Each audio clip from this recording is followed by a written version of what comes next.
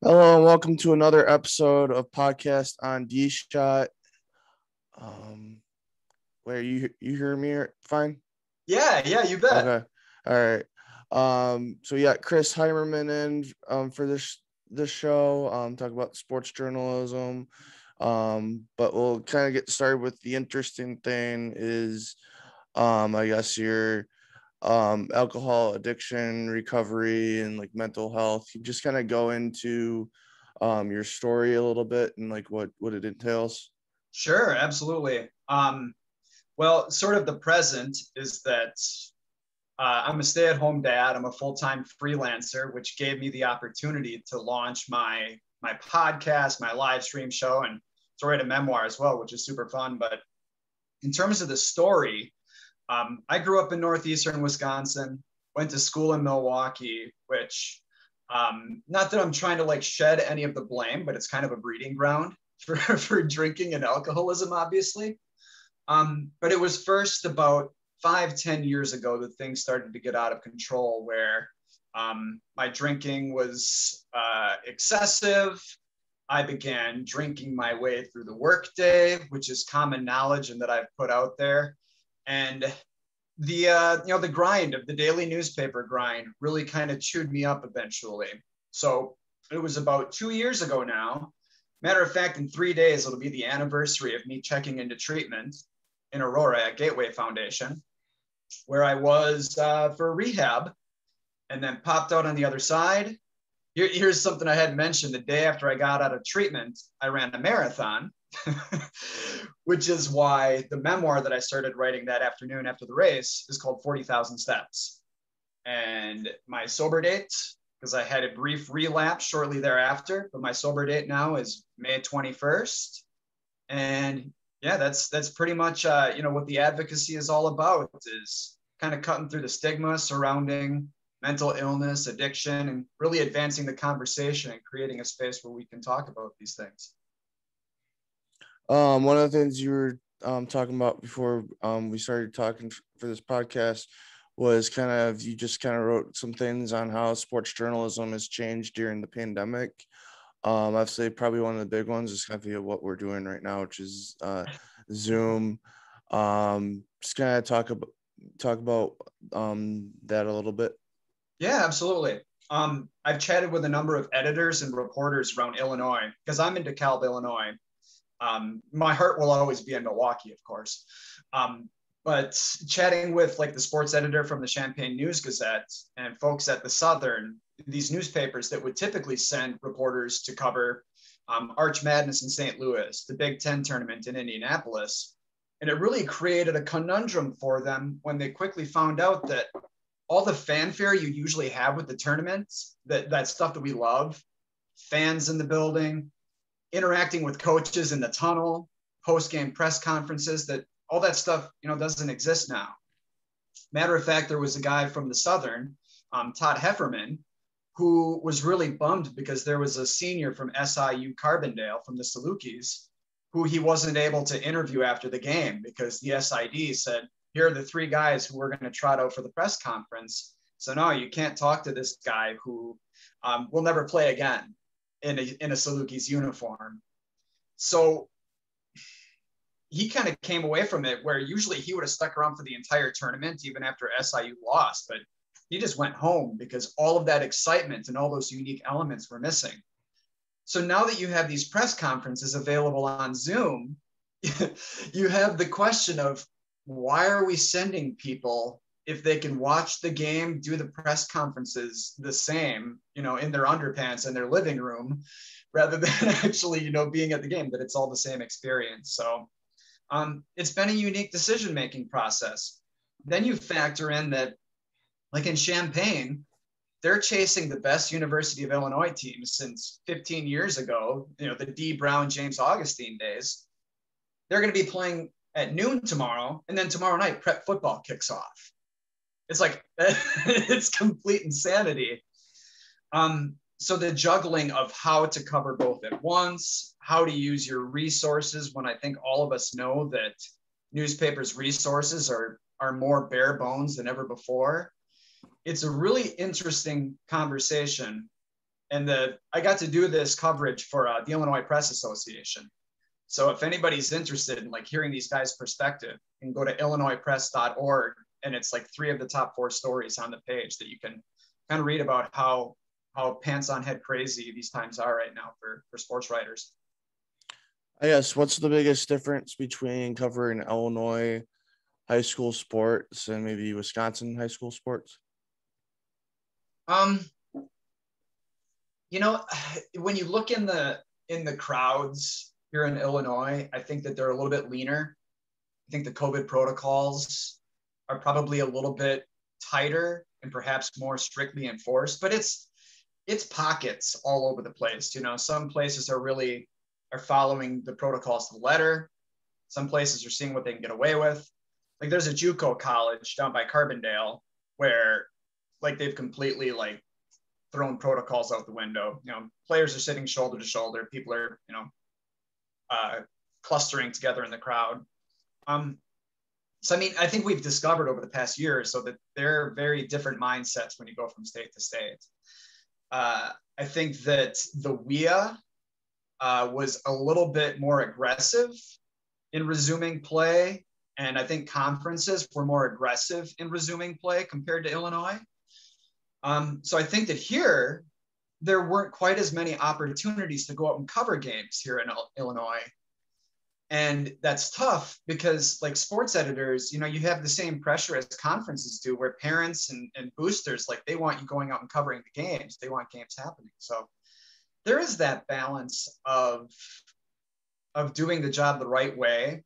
And one of the big sticking points right now is that you would think that with people being unable to attend games, that the gamers would be so much more read, like actual game stories. But a lot of these guys are still finding out that the traffic on those stories hasn't really gone up. That you could spend 3 hours covering a game, get 1,000 page views, or you can spend 45 minutes putting together a top 10 list of the top players in the area and get 10,000 page views.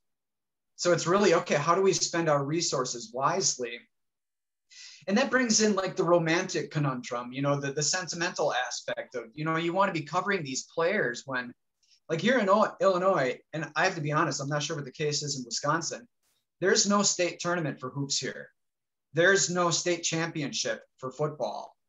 So it's really a whole different animal when like these conference games for these players, this is it. So, you know, if I'm that player, I want my coverage. You know, I want to get my name in the paper when I rush for 150 yards and a couple of touchdowns. So it's the whole situation. I mean, I know I'm kind of beating a dead horse, but it's just weird. I also kind of just meant in general, not just because of COVID. Like, how different is it? You mean? I'm sorry. How is it different? Like apart from COVID? Yeah. Like, what are the similarities between covering like a Wisconsin high school sports and differences compared to Illinois, not just within this COVID thing. Oh, okay. So in the grand scheme of things. Yeah. You know, it's funny because I never really thought about it because it is really similar because, I mean, when you're covering prep sports, as long as the IHSA and WIA, these governing bodies, as long as they stay out of the way and don't overcomplicate things, the game is the same wherever you play it. Sure, I mean, the talent levels might be a little bit different, but, you know, classification systems, you know, divisions in Wisconsin and classes in Illinois, when they're done right, they level the playing field. So whether I was chasing the Monroe Cheesemakers circa 2007, when the boys and girls hoops programs had their state title runs, whether it was that or if it was chasing Newman football here in Illinois on their state championship runs, I mean, it was really similar. No matter where you're doing it, you do the job the same. You know, you let the players' stories tell the stories, and you kind of the same way with the governing bodies. You kind of just try to stay out of the way. You know what I mean? Don't overcomplicate things. I've seen you were kind of talking about Illinois basketball. I feel really tempted because I'm a John Philip Sousa nut to throw in the University of Illinois march that Sousa wrote, but that's not out of public domain yet. There'll be a couple of years until that's out of public domain. Just what's kind of the feeling in Illinois about them, and where do you think their chances are in March Madness, or what's your personal bracket looking like? I've got Illinois winning it all. I'm just going to put that out there right away. And I had Illinois winning it all the first time that I saw them play Wisconsin. Like, I'm a UWM alumnus. I watched them in the Horizon League. I watched them rally and then sort of wither against Cleveland State. But I spent as much time in Madison as I did in Milwaukee during college. So I'm a huge Bucky fan. And the first time that I saw Coburn and AO, it was like they have something genuinely special in Champaign-Urbana. And then you look at the supporting cast. It's just, they are deep, and they've got the star power of those two guys. I think a lot of it is going to hinge on how their little point guard, Curvello, I should say little, but how he plays when he comes off the bench and has to spell AO. It's a very, very exciting time. Like, maybe not for me personally as a Bucky fan, but it's fun to be around that electricity, especially when you take into account how mediocre to bad Illinois has been for the past 15 years. So I have them winning it all in my bracket, but I went with a lot of chalk this year. I have them beating Gonzaga, which is, kind of the most boring, most predictable bracket of all time. But like down in Champaign at the News Gazette, the newspaper that covers them, Matt Daniels, their sports editor, like, he justified sending his guy Scott Ritchie to the Big Ten tournament and to Indianapolis. Well, first of all, he can justify it because, like, Illinois has the huge advantage that they're like playing in their backyard at Lucas Oil. Like, it's 2 hours away. Like, they could play the game, sleep in their own beds. They could drive back and forth if they wanted to. They're going to have a huge advantage in that way. But he said, he's sending Scott to the games because any little extra amount of value and sort of texture and color that he can work into the coverage is huge, because that University of Illinois coverage for the News Gazette is a big piece of what makes that paper go. So I know that there's a ton of energy surrounding, the News Gazette's readership right now, and deservedly so. That Illinois team is scary. I thought they were scary a month and a half ago. And I just, even more so now, I think Gonzaga would be the only other team to beat, the only other team that's in that same class. I felt like with my bracket, I kind of had to lean towards some kind of Whitewater-ish connections because Tony Bennett is at Virginia, and I know Tony's cousin Nick, who coaches at St. Cat's in Racine, but was on Pat Miller's staff for the 2014 national title that Cordell Young took the coast-to-coast layup after the Duncan Robinson miss. But then Nate Oates who used to be Pat Miller, one of Pat Miller's other assistants, in Pat's early tenure at Whitewater. It was at Buffalo for a little bit, and now is at Alabama. So I felt like I had to kind of somehow lean towards them, because you feel like you kind of got to lead towards your Whitewater-ish connections there. And, I just want to say that one of my favorite phrases that you used before is Duncan Robinson miss. That's just music to my ears. I love the idea of Duncan Robinson missing. That's glorious. That was when he was a freshman at Williams, and then we beat him, so we can like say, oh, we beat you in the national title game. But then of course, you don't really know who got the better. I mean, Whitewater got to hold the walnut and bronze right there, but then he's in the NBA and he's one of the best 3-point shooters. I guess you've kind of moved around a little bit. Just kind of talk about how hard it is to kind of move around, especially in a journalism career. Oh, without a doubt. I got my start in Monroe, covering prep sports at the Monroe Times, which was great.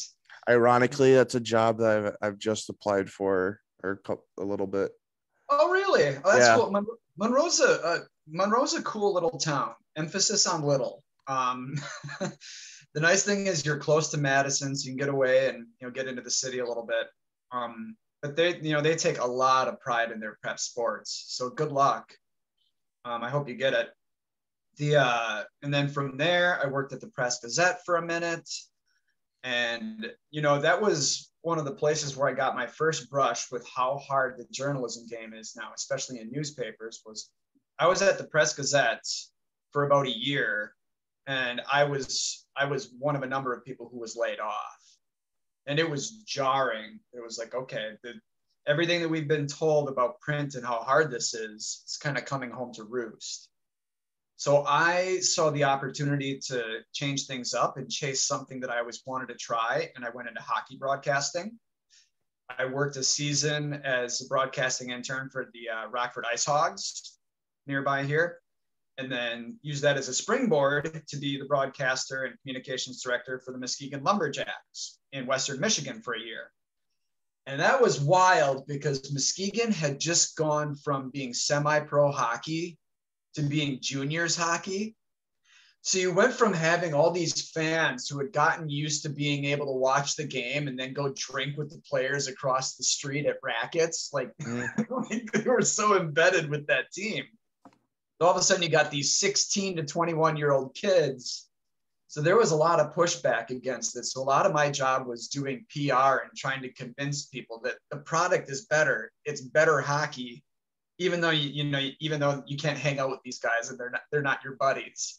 I did that for a year. My wife Kayla and we wanted to have a family, so I didn't want to be on the road for 4, 5, 6 days at a time on a team bus anymore. I didn't want to do the dad thing that way. So I took a job in Sterling, Illinois as assistant news editor, did that for a couple of years. We had our 2 girls, Anna and Elise. We've got twins who are now 7. And when that happened, I couldn't be doing the 2 a.m. End of shift stuff anymore. So I got into news, became a copy editor on the news side, then night news editor, then all the way up to coming out here to Calb and being the editor of the Daily Chronicle. Did that for a couple of years. And yeah, you're always kind of,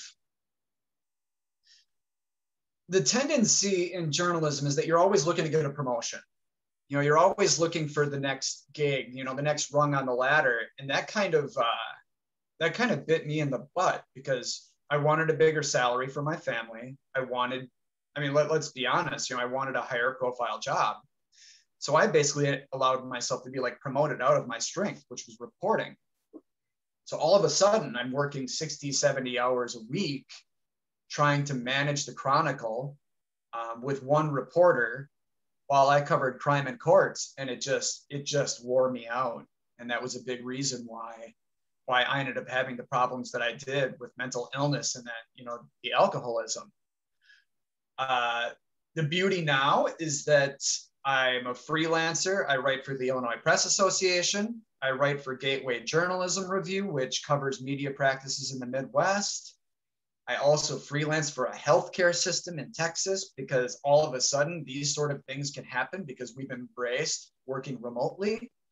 And then, of course, for about 3 months now, we've had the podcast and live stream show. And it's wild that I kind of get to have my cake and eat it too, because I get to keep writing about journalism, but I don't have to be putting out a newspaper every day. So I'm kind of spoiled rotten that way. I guess we can both kind of speak from experience on obviously how hard it is on either side, obviously, because I've been on the radio side and place where I was at early in my career. I didn't feel like I was appreciated at. I wanted to kind of stay there a little bit because there's a potential role there that I would have wanted if the guy would have retired. But just kind of which to you is kind of tougher to kind of um, go through a little bit, because obviously radio is kind of a tough egg to crack every once in a while and sometimes stay in, and then print's kind of I don't know if it's really the same thing, but what's your kind of view on that? Well, the situation with print has been a long time coming. And a lot of people want to chalk up the print industry's struggles to technology, which is a huge part of it. Obviously, the shift to the digital realm, people finding ways to navigate around paywalls, the struggle to monetize digital advertising, those are all big factors. But there are other factors in that a lot of publishers have been trying to do it the same way they've always done it. And for many years, a lot of these big groups like Gatehouse, Gannett, Lee, they've all relied so heavily on national advertisers that now those national advertisers, the moment that they don't see their return on investment, they're bailing. And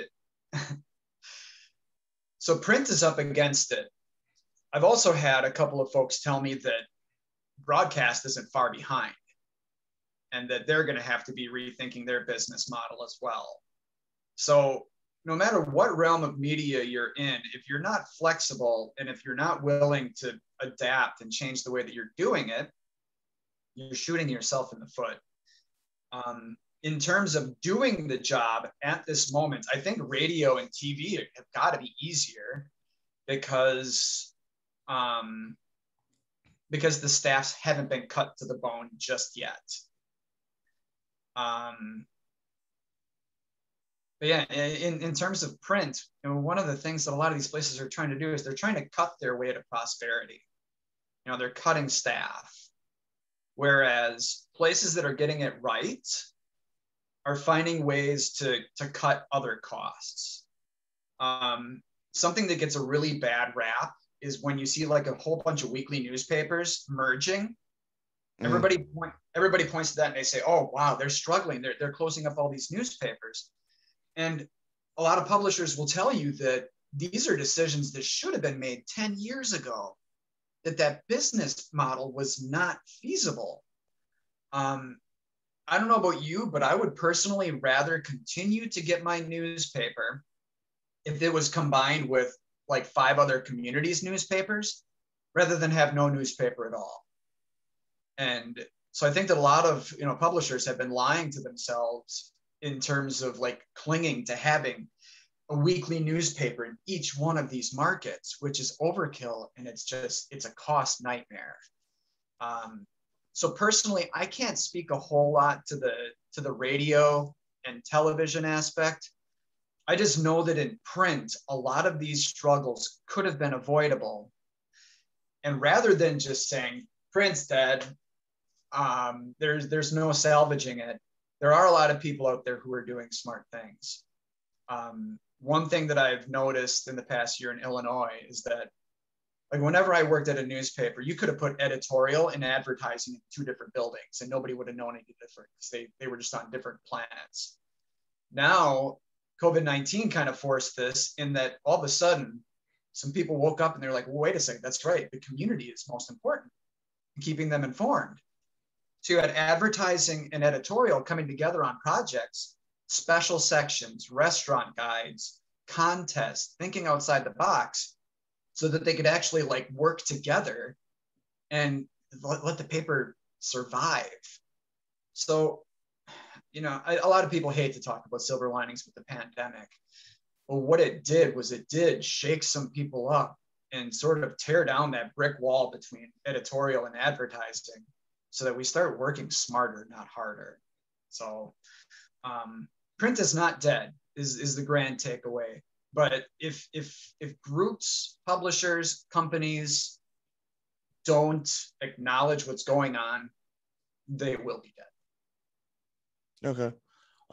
So we both done news. Kind of just how, obviously I've dealt with this the last newspaper job I had, but like how do you kind of get it around? Let's say you have a readership that like um and your papers are owned by like a like, I don't know, Lee, for instance, and you have people just like complain about, oh, you're so left-wing diatribe, or you're non-liberal, or that sort of thing. How do you kind of get this is kind of for my benefit, because I struggled with kind of getting in touch with some people that on my last job to kind of be able to get some sources and whatnot. How do you kind of work your way around dealing with people who maybe have a set political bias that maybe you don't want to talk to you because they think that the paper you work for is has that, when they're really not? Oh, but we are the liberal media, aren't we? I'm totally joking.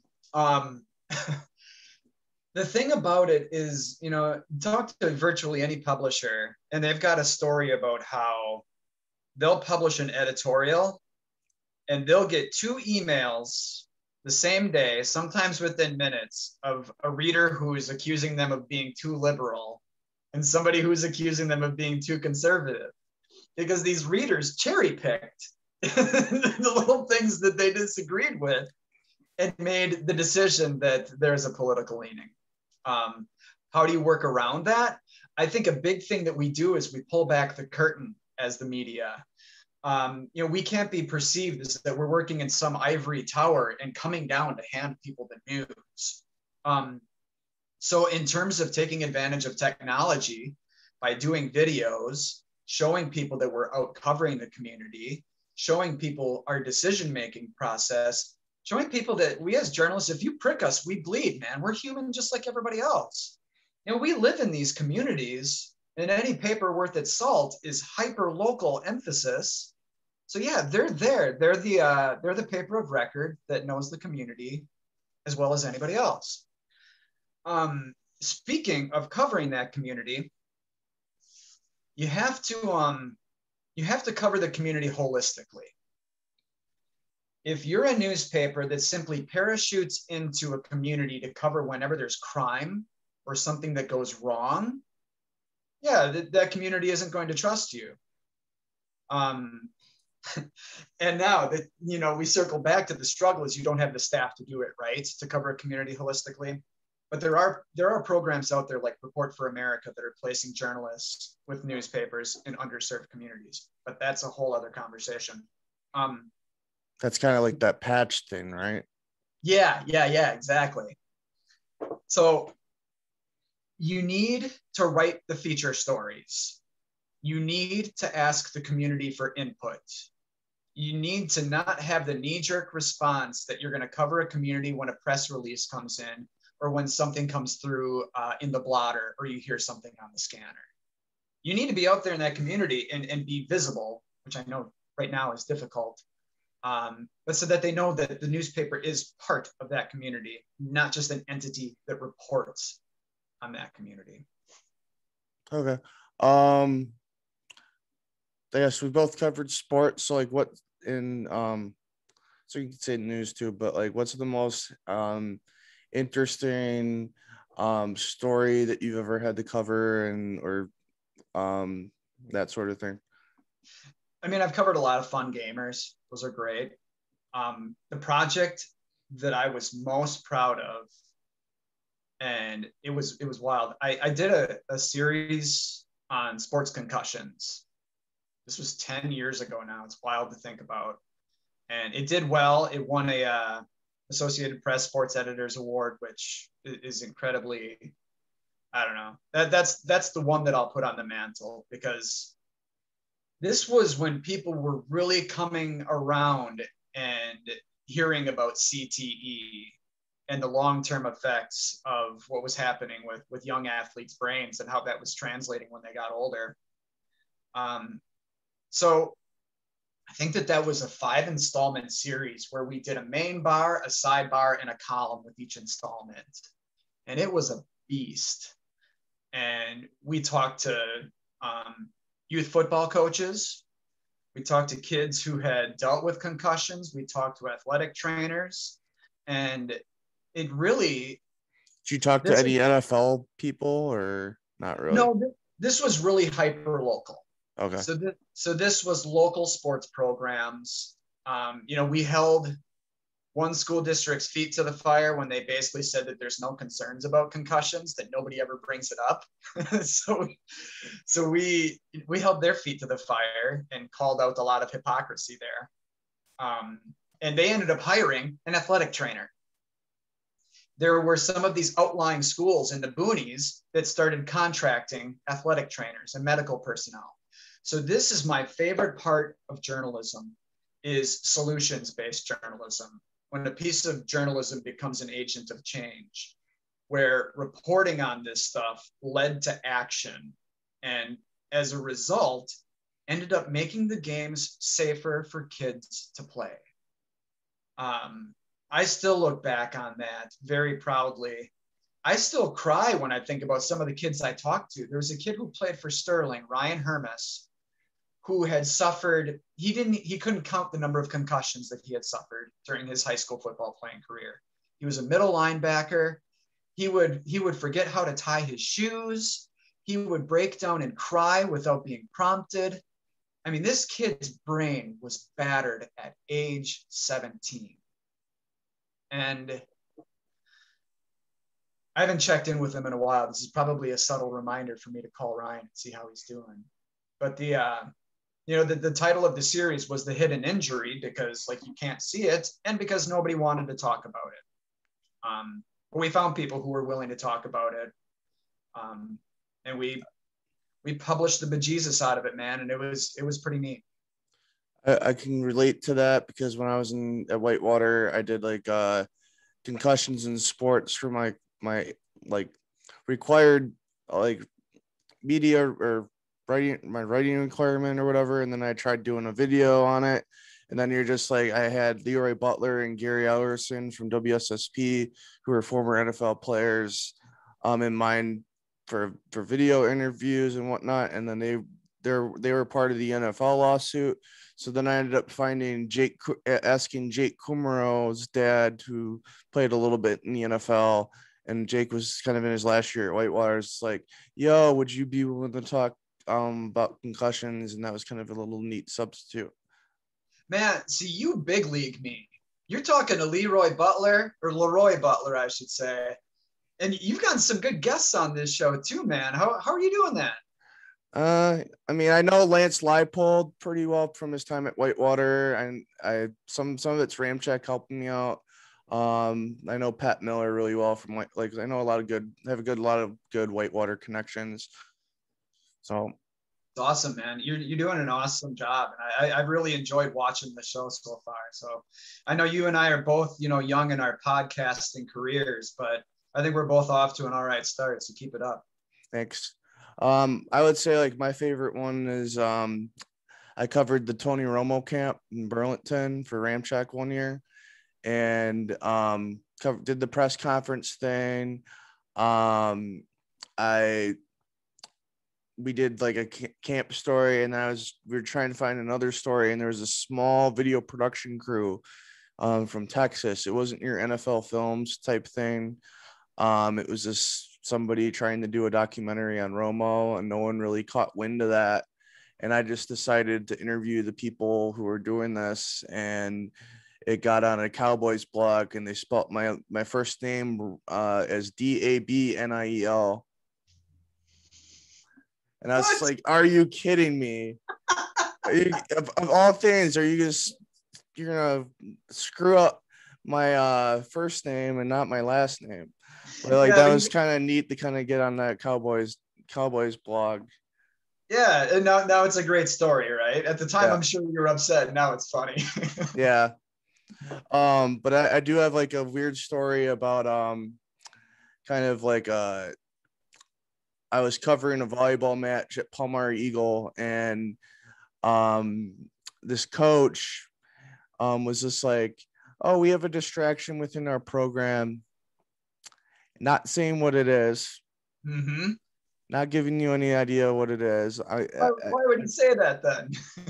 And it's like the next, like, so I'm like in this post game thing with her thinking, okay, should I even ask this? Because I don't know where I'm going to get. And and whatnot. Wake up a couple days later to a text at 8 a.m. from the coach saying, "Oh, this is so and so. I'm no longer a coach at the school due to parent bullying over playing time." But then it turned out it was like all these players on her team didn't want to play for her because she yelled so much. Wow, that's something. Did they lose the night that she brought up the distraction? Yeah. So that was kind of the this is why we lost tonight. There's a distraction. Yeah, it's so random. I was just like, what the? Yeah. Wow, that's pretty wild. Yeah, you just never know what you're going to run into. One of my first experiences as a sports journalist, like my first scoop, I was working for Art Kabalowski, who was the preps editor at the Journal Sentinel for so long. And he always throws my I tried playing for that one, like a couple times. Yeah. And like one of the first times he calls me back, he's like looking at my, like, I think it was either my resume or something, and he thought it had AP style issues. And I was just like, I worked on that with somebody from the Center of Student Disabilities at Whitewater, and it was like, yeah. Art's a different egg. But so he sends me out to a conference or a sectional final, I believe it was, between Brookfield schools. And, I found out, like, I noticed that the goalkeeper, like the all conference goalkeeper, wasn't playing. And so I'm like nosing around in the crowd, like talking to parents and trying to find out where she was. It turned out that she was suspended because she was academically ineligible. So, this is back in the day of like flip cell phones, and I'm calling Art and trying to, get a report out there. And this was back in 2002.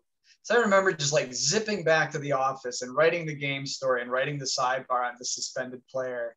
And that was kind of the first taste of it, that adrenaline rush that got me into it. Did you have something like that ever happen to you where it was like, okay, yeah, this is cool. I like that adrenaline rush. I mean, the neat thing was covering like a small community like Whitewater or Palmar Eagle for high school sports, and just being like, okay, the first year I kind of I was like, you know what, I'm part-time at this radio station. This dude left for Florida with his girlfriend. He was covering those two communities for Southern Lakes, and I was like, I'm just gonna see if I can cover it a little bit since he's going to Florida. And the first year I'd go into these games and be like, I'm just the reporter for the newspaper, cover the game, interview the coach, get back to my apartment. Then I was like, I'm gonna get more people in these stories, and like more people. Then all of a sudden it's like I'm at Deerfield and Palmar Eagles like varsity team. I guess I added a couple of them on social media, and they're just like, oh, look, it's D-Shot. And I'm just like, okay, how the heck did they find this out? And it's like all of a sudden you're like, people knew who I was, and it's like then people would be like, you write something and you have people come up and say nice work on this or whatnot. That was like the best thing. Yeah, that's the rewards when people are reading it and enjoying it, because they'll let you know when they're not enjoying it. We kind of just have to get through that. It makes me hope my next job is better than my last job, because I was like Lake Geneva was just not, that readership issue was just awful. Yeah. Well, bear in mind that when you're interviewing for jobs, they're interviewing for you too. You know what I'm saying? So don't take a gig that isn't going to treat you well. I can speak from personal experience. I'm trying to think of what other what's like your favorite news event that you've ever had to cover? Because like I had to cover that in Lake Geneva, the coolest thing to cover was ice castles. I covered crime in courts here in DeKalb. So I covered this is going to take a dark turn, but I covered murder trials. I covered, shaken baby cases and stuff like that. So a lot of that, there was a lot of intensity around that. And it was a learning experience. And being able to not just cover what was going on in the courtroom, but occasionally talk to the families about the trauma that they had endured and bringing light to that was special. And I guess that kind of leads me to, you know, something I wanted to get out there in this podcast is that whether we're talking about, you know, toxic masculinity, addiction, mental illness, all these things that are like holding us back as a society, like that's the whole purpose of what I'm doing right now is shedding light on that stuff. Because if we don't point it out and if we don't have the conversations, it's like we are not going to advance as a society. So yeah, when it came to covering like domestic abuse situations, the easy thing to do would be to go to the courthouse, read the court records, report the story, the gory details, chase the page clicks, and then you've monetized the job enough for your newspaper. To me, what was cool was going the extra step and talking to advocates, talking to the people at the local women's abuse shelter, in order to not just report on what was going on, but the context of things. So that was very meaningful for me. The other thing I would mention that I covered that was really cool, I kind of did the same thing in Sterling at Sauk Valley Media compared to what I did with that concussion series, was we did a huge series of stories on the origins of the Hispanic community in the Sauk Valley, basically dating back to the 1950s when you had this huge migration of people from like the Rio Grande Valley. These folks came to work at the local steel mill. Their wages tripled there. But what came with the territory was there wasn't housing for these folks. So the steel mill provided old train boxcars, steel boxcars for these folks to live in. So you've got dozens and dozens of workers at the steel mill that was their home, that was their community. You know, they called it Steel City. So, you know, I was interviewing people who were, you know, second generation from the folks who lived in those boxcars, but I also managed to find some people who grew up in them and that was their life. That was their upbringing. That was where they raised their children. And that was really, really heavy and meaningful and inspiring to write that. That series was called Silver Linings. Pretty low hanging fruit on that series title, but that was cool because again, it's like, you know, you're not, you know, being able to tell the history of a community in a rich culture is that, again, that's how we engender trust with our readers, is by covering a community holistically, not just reporting on what comes across our desk when somebody thinks that it's important. You're talking about like crime and court report things. What's the most humorous, or like you'd read it and be like, this is funny? Because there's one that I did, one like I don't know if it's criminal complaint thing I had to write in Lake Geneva, where there was a motorcyclist and it was what do you call the car that like has the thing that like you can, the top comes off? Convertible? Yeah, convertible. And it was a motorcyclist that collided with the convertible. But the funniest thing about it was that the dude on the motorcycle landed in the back seat of the convertible. You're just like, what? It's awesome. Yeah, the sheer physics of that are awesome. You know, I mean, I got to cover wild turkeys, cows stuck in the road. That kind of comes to the territory of covering things in the Midwest. But yeah, you know, it's really dark that like at the Green Bay Press Gazette and places where we worked, like everyone was always quick to point out like the news brief about, you know, the guy who got so upset after the Packers lost that he did something ridiculous. But the most hilarious one, and there's layers of how hilarious this is. There was a guy who was harassing his ex-wife by showing up every night in her backyard naked. And in hindsight, like, it's kind of insensitive of me to find that funny, because it is like the stalker situation is terrifying. But, you know, this guy keeps showing up naked in her backyard, and you've got, you know, neighbors as witnesses and stuff. And, you know, I reported on it because, you know, it's news of the weird. And this was when I was still living in Sterling with my family and commuting to DeKalb.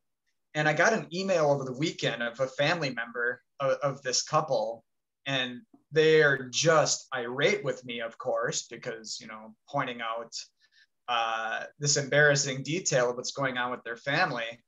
They're saying he wasn't naked, he was fully clothed, etc.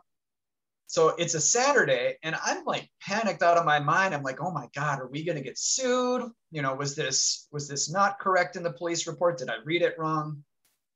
So I waste my entire weekend worried sick about this. I get in Monday morning, go straight to the courthouse, read the court records, and find out that yes, in the police reports, it was reported this guy was repeatedly showing up in her backyard naked. So first off, I'm like, whew, all right, I'm not going to lose my job. I'm not going to be a disgraced journalist. We're not going to get sued.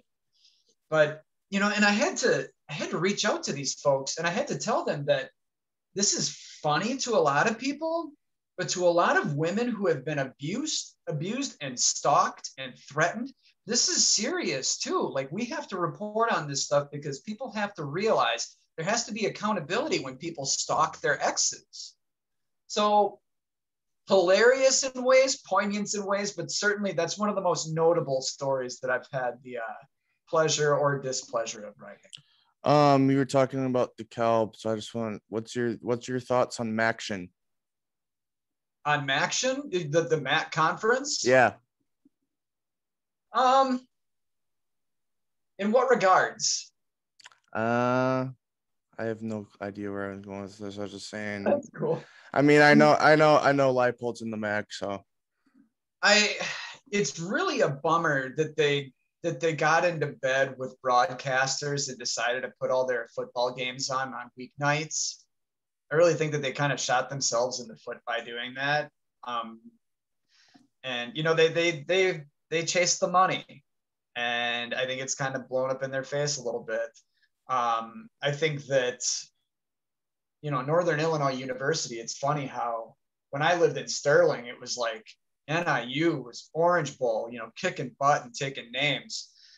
And, their athletic department is definitely has hit a very, down note of late, which is kind of a bummer because this city goes as NIU, Northern Illinois University goes. So when enrollment is down, businesses shutter, the tax revenue goes down. So, I mean, I have to admit that it's like there's only so much time in this life. So I haven't really paid like a ton of close attention to the university's athletic program that's like right in my backyard. Like we'll take the girls to go and see hoops games and football games and stuff like that. But in your average season, I couldn't like tell you who the team to beat is in men's and women's hoops and in college football. I guess I spend my resources more on watching, the Big Ten, because that's where my heart is. Like there will always be a certain amount of that. My heart is still in Wisconsin, and I'm just living here. Okay.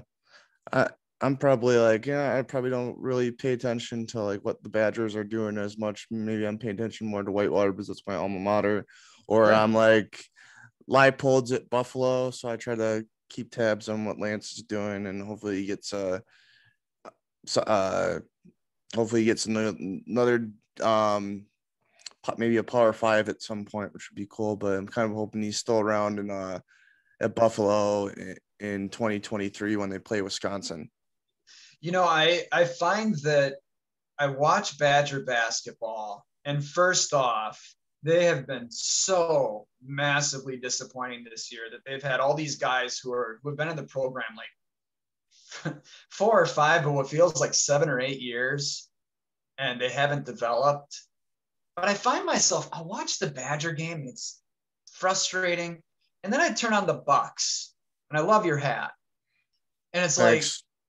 like, why am I watching college sports when the level of play in the NBA is just light years ahead of it? And we always come back to the romantic notion of like, it's the spirit of the game in college sports, it's student athletes and stuff like that. So I get it, but it's been a bit of an internal conversation for me. It's like, I have spent so much like fan energy on college sports over the years. And then you factor in, you know, the way that these student athletes are treated and, and not compensated. But I know I'm rambling a little bit, but I do want to point this out. I almost said that student athletes are exploited, but I just finished reading I Came as a Shadow, the John Thompson autobiography. Incredible read. And I love what he gets into in terms of, you know, obviously he was a champion for, you know, equal rights, and he accomplished so much. But I do love his take on the fact that he graduated his players. He emphasized that they get their education because, yes, college athletes are not paid with a salary, but the value of getting that degree, the opportunity to get that degree, cannot possibly be undervalued. So that was kind of a wake up moment for me because, I mean, it's no mystery that the NCAA is just a ginormous money making machine. But we can't discount the fact that a lot of these kids are given the opportunity to get a degree and an edge on life that they might not have had if it weren't for athletics. Speaking of that, I guess what's your kind of view on? I know seems like we're talking forever, but anyways, that the NCAA football video game has a chance to come back, and the hurdles that kind of have to come with that. Obviously, it's going to be a couple of years down the line until they release it. But what's kind of your thoughts on that kind of coming back? I hadn't heard about that. That's like EA Sports is coming back. Yeah, EA Sports with college football. So, I mean, what's the model going to be like? Student athletes still aren't going to be compensated. Are they still going to use their names and likenesses? I think this is why they're kind of releasing this in 2023, because they're trying to get to those hurdles. Obviously, some schools have signed on. They have that like college license or whatever it's called, CLC or something, that they got like over 100 schools that they're going to be able to use. Okay. But yeah, they're just hoping that gets sorted out, and then we'll, you know. I mean, there's a huge opportunity there, and I would love for this to be an opportunity for that revenue to come into universities, for there to be a proper compensation to universities for the use of those likenesses. But then you need accountability. You need somebody to make sure that however many tens or hundreds of thousands of dollars that universities are getting for those likenesses, that the student body is benefiting, that those funds are going into athletic facilities, that they're going into accommodations for players, that they are going into facilities on campus. Because if all we're going to give students, and again, I shouldn't say all we're giving them, if we're going to compensate them in the form of an education, that revenue has to enhance and augment that education. If that's the case, I'm all for it. I have to confess, I haven't played a video game outside of the games that I play with my girls on my Wii in many years, but I played Madden probably more than I went to class during college. So those games are dope. They're awesome. It would be great to have it back, but they need to come back with the checks and balances so that we're not just lining, you know, universities' pockets. It can't happen. You know, this is 2021. Accountability needs to be in place so that money actually advances education. You said Madden. Like, what's the craziest game of Madden you've ever had? Oh man, I don't know if there's one game, but me and my neighbor from downstairs in college, we lived on Locust Street, a couple of blocks from campus. We'd play Madden all the time. And he convinced me to join a Madden league that was run through the bar BBC on North Avenue. They actually got together 30 people to have a full-fledged league where you would travel to other people's houses, because this was before online gaming. So you'd go to this stranger's house and play Madden against him in like week 5, and you'd report your results. And it was awful idea. That sounds awful, but it just seems like, man, that's so much time, but sounds so much fun. Yeah. I mean, before we did that, we had like 5 or 6 friends that we actually played out a whole season where we like created our own teams. That was neat. But as soon as we joined that BBC league and we were like going into neighborhoods we'd never set foot in, and you know, you'd walk into a place and it's just like, this is at Milwaukee, so it's like, are you like, oh, you gotta go play somebody on the 3rd ward, or then all of a sudden you gotta go and play somebody in the sketchiest part of Milwaukee? Absolutely. Yep. All of the above. And it was it was pretty wild.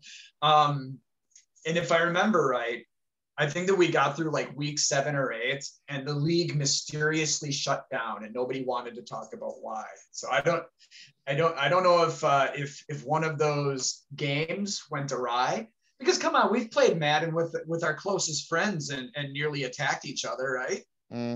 I had a game once my freshman year of college. I was playing some dude. I decided to play as the Saints because he was playing as the Vikings, and it was like no defense in this whole game. It's like, oh, I score, you score. I took like 2 kickoffs back for touchdowns. It got to overtime, and the final score was I think I beat this guy like 90-84 in overtime. What year was this? Madden 11. Madden. Oh, so you probably Drew Brees versus Brett Favre. Yeah, and was it Tracy Porter making the interception and taking it to the house? I don't remember what there's an offensive score probably, because there's no defense whatsoever. I'm a Saints fan, so that team, 2009 obviously was very important to me. So I have to assume that there was some Lance Moore, Marcus Colston, some ridiculous some Devery Henderson. Of course, I'm always the guy that runs the 4 verts play. No, just go, like, just go. But I'm just like going to the whoever's this middle slant route in Madden. Oh yeah, 4 verts play, because that like always works. Just clears everybody out, and then you got the guy running the drag route. Yeah.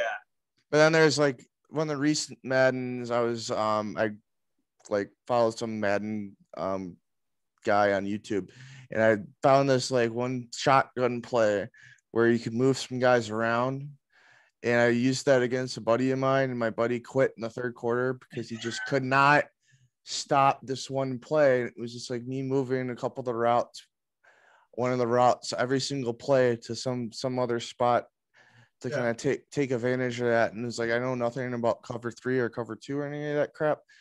I'm like, I'm just taking a dude's advice off of YouTube, and I'm just gonna just do this. And your buddy it wasn't fun anymore. Yeah. That's awesome. I love Madden stories. Madden stories are the best. Yeah. For my team in college was the Tennessee Titans. McNair, Eddie George, Derek Mason. So that's Madden 01 or 02? No, this would have been 03. 03 would be the Marshall Faulk cover. Yeah, but that was when it'd be Eddie George. It's Eddie George, Dante Culpepper, Marshall Faulk. 04 was Michael Vick. 05 was Ray Lewis. 06 was McNabb. 07 Sean Alexander. 08 is Vince Young. 09 is who was 09? Favre. 10 was Palomalu and Larry Fitzgerald. 11 was Drew Brees. 12 was Peyton Hillis. 13 was like Megatron. 15. Go. I know. Was Golden Tate on there? I don't know. You're out of my wheelhouse now. You're right about Favre though, because there was the perceived curse of him throwing the pick against the Saints in the NFC title game after he was on the cover. So that checks out. But the Ray Lewis year, 2005, that was our heyday. That was when we played the most at him. The hit stick. It changed everything. The hit stick and the truck stick. Yeah. I just got a couple months ago. I randomly bought a PS2 because I wanted to play ESPN 2K5 because that's like the best NFL game. Nice. But playing MLB The Show right now too, and I got like I always try to get the Brewers undefeated, but I got like Kershaw, Cole, Woodruff. I got Cody Bellinger for $300 million. Wow. I got Yelich on a $443 million. I missed the show when that game came out. You know, I remember playing that in like 2008, and it just had that real feeling. Who was on 08 cover was Ryan Howard. You might be right. I don't remember. 07's David Wright. 08 was him.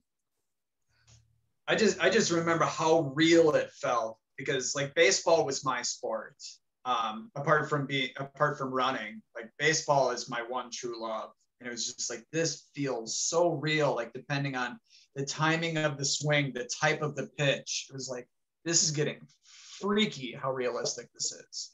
The cool thing about it now, and I love it, is you can they have all these like home run calls in it. Nice. And it's like you got all these like you got Euchre's in there, obviously, but my favorite one that I just got is just like the ex-girlfriend who's not coming back. That one's gone. Who made that call? I don't know if it was some Japanese call or something. That's great. And they have that in the game, and then they got the Boom Goes the Dynamite. Oh, that's in there. Reggie Miller looking good. Yeah. Oh man. Well, okay. Well, let's just. I want to ask one more question before. Yeah, by all means. And I gotta go make one for my kids. Obviously, you're covering prep sports in 2002, and so probably recently. What's been the biggest difference in I guess covering sports then till now? Well, I haven't covered a game in quite some time. And I guess that's the big change is that, you know, the gamer, we've found out that the gamer isn't as important as we thought it was. I think that one of the interesting things is that I remember this was in like 2011 when I got my first smartphone and I was texting Twitter to tweet because I didn't have the app yet. It was a matter of, oh no, I didn't even have my smartphone yet. I still had my old phone. And I would at least you ended up getting a smartphone then, because I didn't get a smartphone until like my last semester of college. Okay. And I okay, now it's like you can't really get me off the thing, but it's like yeah, would bring like a laptop to games or to UW Whitewater games to be able to just be on my laptop and tweet. Yeah. But so around like 2011, before the smartphone, like I had like the old flip phone, and you would text to a number and then it would tweet. So I would be at games and I'd be, texting. So I'd be like live tweeting the game. And it became evident really fast that a lot of those athletes were on Twitter. And it also became really evident that if I did that enough, I didn't necessarily need to like write everything down in my notebook. All of a sudden I'd get back to the office and I'd be like looking at my tweets for notes from the game. And that really changed things in that, this seems obvious, but like the immediacy of information right now is absolutely king. So then you add in like schools. I don't know. I don't think high schools maybe high schools will gravitate to this at some point, but obviously colleges have live stats. Yeah. But I haven't covered a gamer in 8 years, but even then it was like, okay, the immediacy of information is king now. By the time I file my gamer and people read it in the paper tomorrow, it's old news.